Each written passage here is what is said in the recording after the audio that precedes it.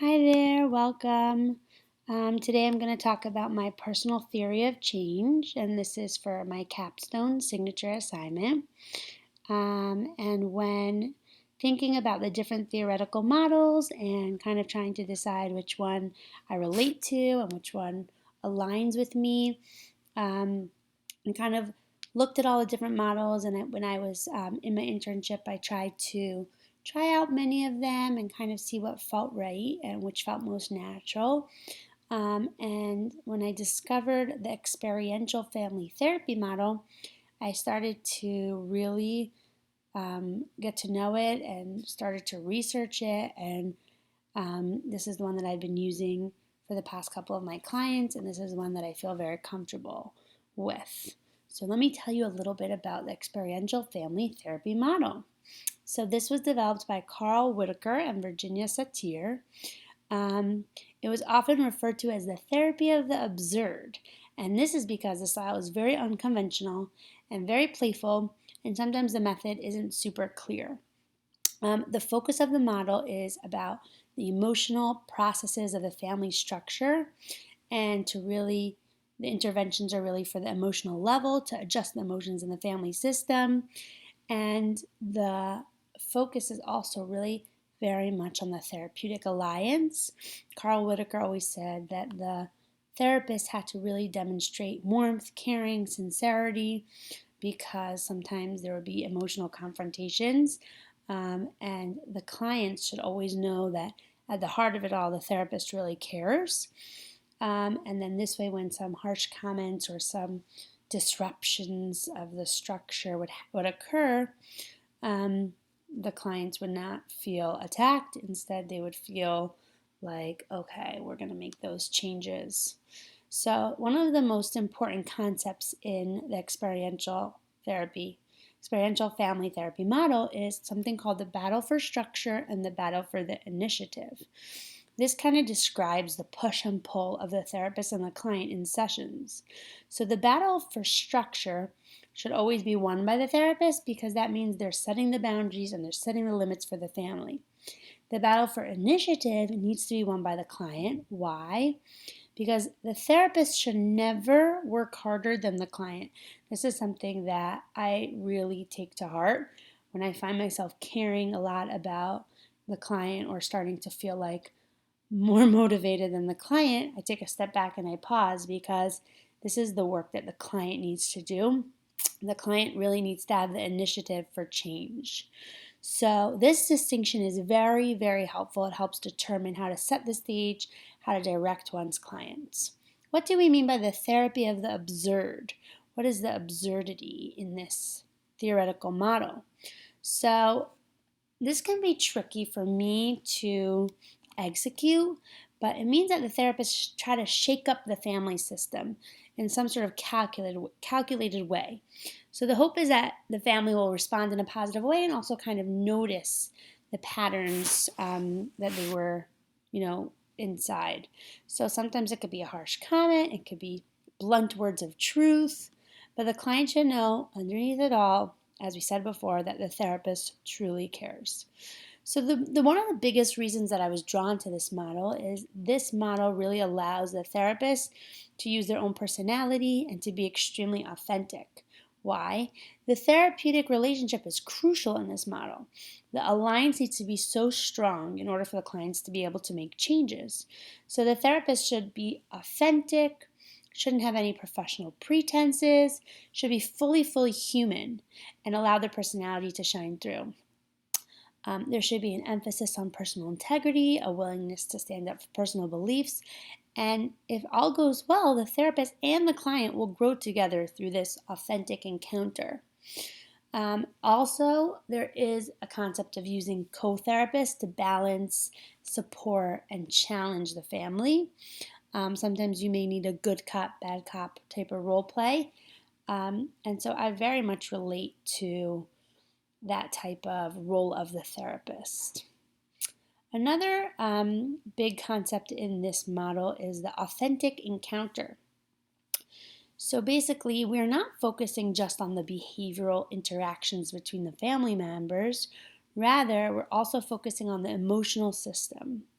So we try to use in-the-moment encounters so that the family really experiences everything together. And the therapist kind of needs to observe and interact with the family to finally start to realize and learn, what are the family roles? What are their values? What are their interactional patterns? This can be known as the trial of labor. And then the therapist can start to assess the family, start to understand the structure of the family, the emotional processes, the exchanges with the family.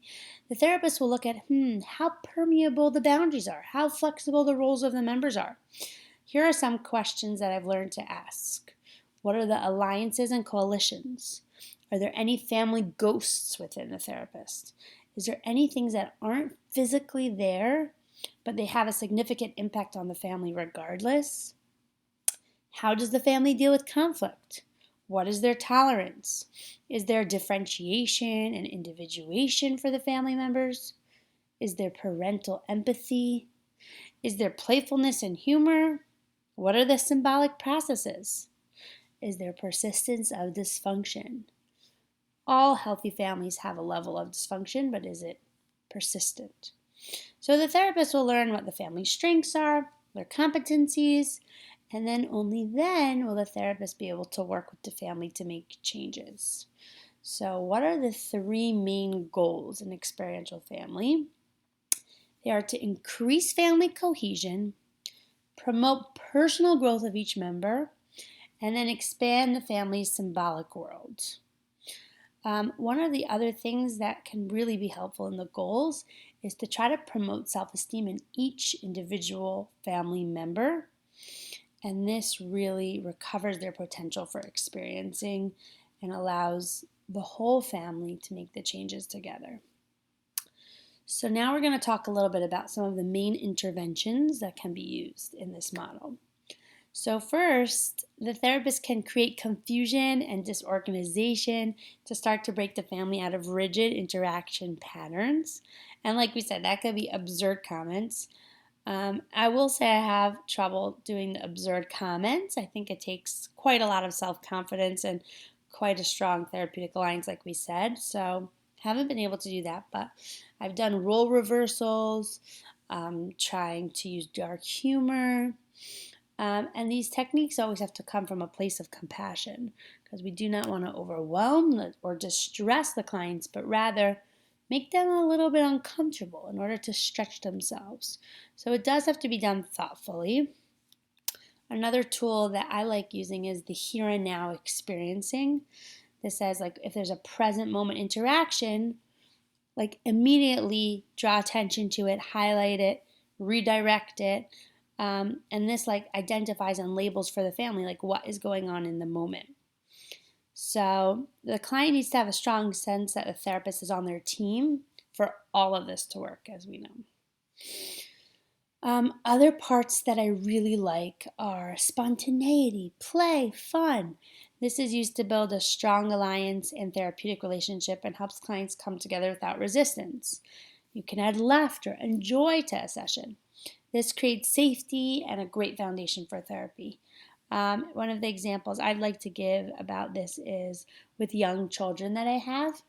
I would have Play-Doh in my room, I have paints, I have art sets, we have puppets, and I really enjoy really letting the client just come together with me to act things out, to paint different things, to sculpt different things, to share. And some clients that have been quite shy or have difficulty expressing themselves, so much comes out through the art expression. And that's something that I really love and enjoy to dabble in. What else? Sometimes in this model, you'll use reframes to expand like a symptom from an individual matter to a family matter. So because we are in family system models, a lot of times one person's symptom really has to do with the whole entire family. So trying to redefine and expand symptoms is also a big tool. Something else I want to kind of mention here before we end would be that this model, I don't I feel like I am getting the hang of, but I would like to become more experienced in it. As I said before, I do not feel comfortable with the harsh comments and the absurdity. I have been watching lots of Carl Whitaker videos where he will say things that kind of shake the family up.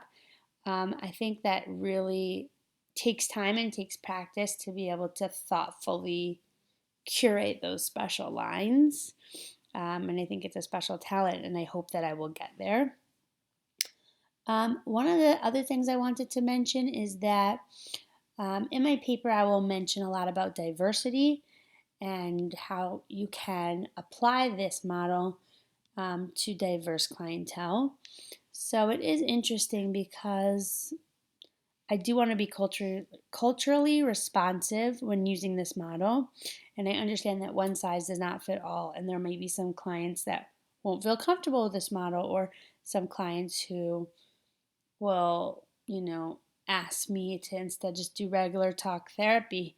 So, my personal feeling is that I will always accommodate my clients, and I would love to communicate effectively with them so that if there's a problem that comes up for them, they feel comfortable telling me.